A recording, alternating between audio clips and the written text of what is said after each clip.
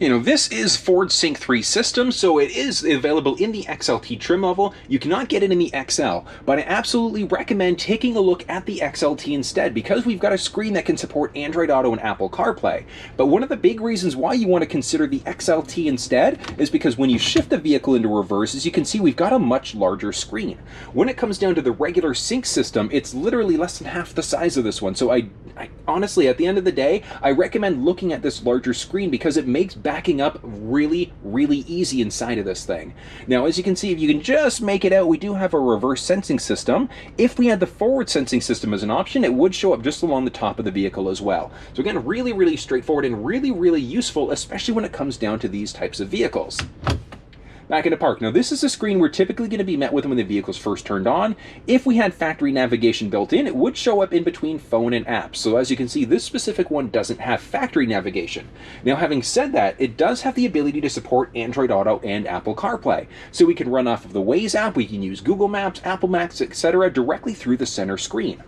When it comes down to basic settings, so we've got our audio settings, so we can select between different sources. So we've got our AM, FM, Sirius XM, Bluetooth, etc. If our phone is connected, we could select it there as well. We can direct tune by entering in a station there, or by using this tuning rocker instead. If we want to set in a preset, once you've tuned to the station that you'd like, you're just going to press and hold.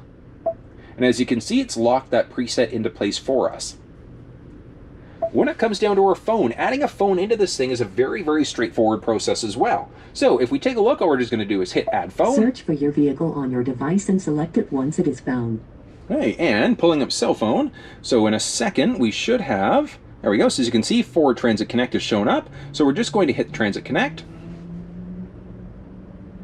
Confirm that the pin displayed on Sync matches the pin displayed on your device. Okay, and taking a look, so we've got the same number there as there, so we're going to hit yes and pair. For your safety, please stay alert to changing road conditions and use Sync's voice-activated features while your vehicle is in motion. Okay, and we've also got, so allow contacts and favorites to sync. We absolutely want to make sure we do that.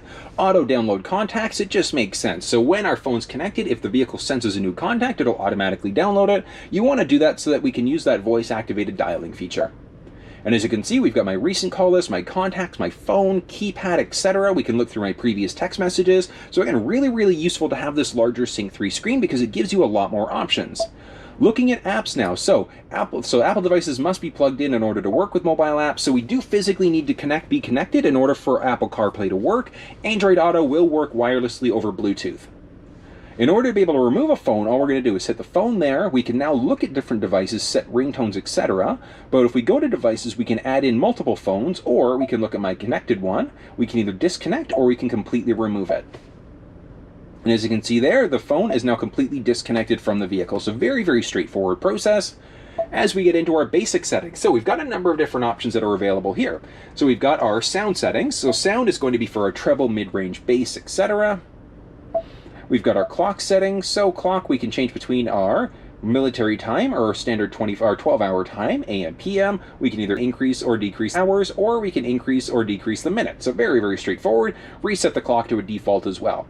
Now, one thing to point out, we do have the option for a hotkey in order to get into the phone settings. So as you can see, the time at the very top, if we press that, it's going to hot jump us right into the settings for the clock as well. Jumping into our additional settings, so we've got Bluetooth as an option. So we can either turn Bluetooth off completely, or we can add other Bluetooth devices. Jumping back, we've got some other phone settings. Search for your vehicle on your device and select it once it is found. That's where we would go to either add a phone or change between our connected devices. Radio, some different options. So the radio text is what shows up what station and song are currently going on. And then we can also refresh or reset all of our presets. We've got basic mobile apps, so some mobile apps will work through this center screen there. There are certain ones where you do need to physically be connected. Android Auto, as I mentioned, will work wirelessly. Apple CarPlay, you do have to physically be connected through USB. Now looking at Fordpass Connect next, so the vehicle is equipped with a built-in modem. So the built-in modem gives you the ability to use the vehicle essentially as a wireless hotspot. You can connect up to 10 different devices to this thing as well. So really useful if you've got multiple people running meetings, things like that, etc. You're still going to be you don't necessarily have to rely on your phone's data instead. Moving back, we've got some basic general settings, so we can change between our languages, English, Spanish, French, kilometers or miles, Celsius or Fahrenheit, the beep that we're getting. So we can turn that beep on or off. So if you're not a fan of the beep, you can turn that one off there, and some other basic settings there as well. The big one from there is going to be looking at the master reset. So if you ever have issues with the screen, just hit master reset and it'll reset it to factory defaults. Jumping back, and we've got so 911 assist. So this one is really, really useful. You do need to have your phone connected in order for it to work. Now the 911 assist, what that'll do is with your cell phone connected, if you're in an accident, the vehicle will automatically dial 911 for you. Back, and we've got our automatic updates. So I do recommend making sure that automatic updates are turned on. And the reason why is because it's automatically going to update the software and firmware for the vehicle.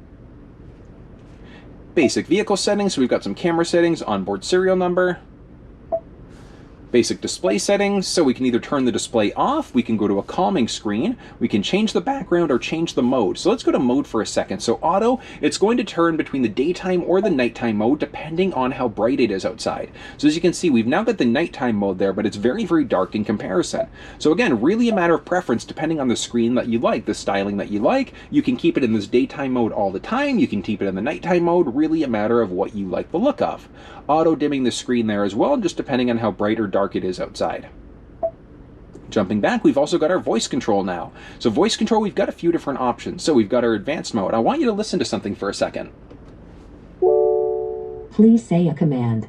94.9. Tuning to FM 94.9. Okay. So as we press that button, what happened was we got a confirmation letting us know that it's changing to a station. If we turn the advanced mode on, let's try it again. 97.7. Nothing.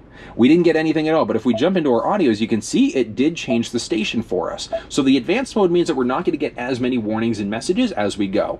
Phone confirmation, do you want to call such and such person? Yes and no. And then the voice command list is when we press the voice command button on the steering wheel, this is going to be the command list. So whether or not that one comes up, really again, matter of personal preference there. Last one is going to be our valet mode. So valet mode essentially is going to lock the screen out if we enter a 4-digit number. So something very, very challenging, 0000. Don't use that, use something challenging, but as you can see now, everything's locked out. So it's really, really useful if you've got saved addresses, if you've got your phone connected, etc., because then people can't come in and they can't look at your contacts, text messages, etc., until they enter that 4-digit number again in order to unlock the screen. And that's going to be the basics of the Sync3 screen.